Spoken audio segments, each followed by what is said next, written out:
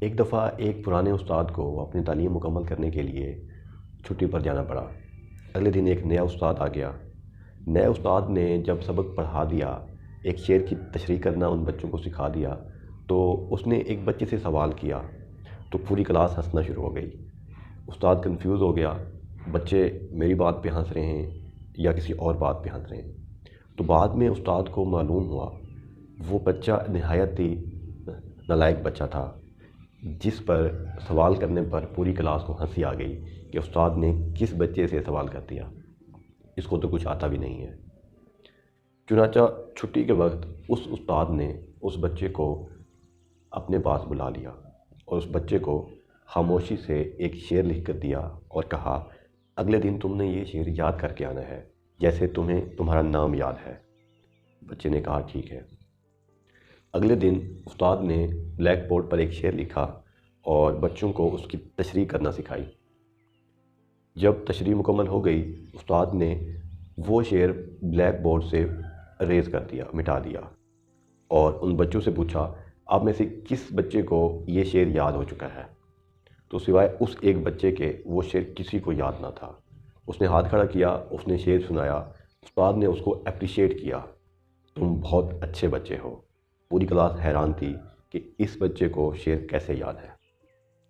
ایسے ہی کچھ دن تک استاد اس بچے کو شعر لکھ کر دے دیتا اور اگلے دن اس سے وہی شعر پوچھتا یا کلاس سے وہی شعر پوچھتا تو وہ بچہ وہ شعر سنا دیتا۔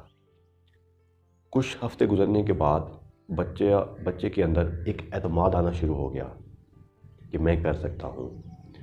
جب وہ بچہ پیپر ہوئے تو اس بچے میں اتنا اعتماد آ چکا تھا کہ رزلٹ میں اس بچے نے پوزیشن حاصل کر لی۔ کلاس کے علاوہ اسکول والے بھی حیران ہوئے، یہ بچہ جو اتنا نالائق تھا، جس کو ایک شعر تک یاد نہیں ہوتا تھا، آج کلاس میں کیسے پوزیشن حاصل کر لی۔ نہ صرف اسکول والے بلکہ اس کے ماں باپ بھی حیران تھے، ہمارے بچے میں یہ تبدیلی اچانک کہاں سے آئی ہے۔ بیسیکلی یہ وہی تبدیلی تھی جو استاد نے اس طالب علم میں اعتماد کی صورت میں داخل کی۔ تم کر سکتے ہو، تم ایک اچھے بچے ہو، تم ایک ذہین انسان ہو۔ یہ نالائق، لائق، قابل اور ناقابل، یہ ہمارے دیے گئے ٹائٹل ہوتے ہیں جو ہم کسی انسان کو دیتے ہیں اور وہ انسان ویسے ہونا شروع ہو جاتا ہے۔ آپ نے سنا ہوگا، انسان کا نام انسان کی زندگی پر بہت اثر انداز ہوتا ہے۔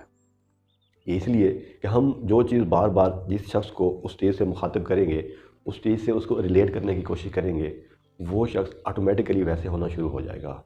یہ چیز ہم اپنے بچوں پر بھی امپلیمنٹ کر سکتے ہیں۔ تم ایک کامیاب انسان ہو، تم ایک خوبصورت انسان ہو، تم یہ کر سکتے ہو، آپ یہ قدم اٹھاؤ۔ ان کو چھوٹی باتوں پر اپریشیٹ کرنا شروع کریں۔ یقین کریں ان بچوں کی زندگی کے اندر آپ ایک بہت بڑی تبدیلی لا رہے ہوں گے۔ یہ کام اساتذہ، ماں باپ اور رشتہ دار اپنے بچوں کے ساتھ، حتیٰ کہ کسی بھی انسان کے ساتھ جب آپ یہ عمل دہرائیں گے تو اس کے اندر ایک واضح تبدیلی آپ کو نظر آئے گی۔ اپنا خیال رکھیے گا، پازیٹیوٹی پھیلاتے رہیں اور خوشیاں پھیلاتے رہیں اور ایک کامیاب زندگی گزاریں۔ Thank you very much.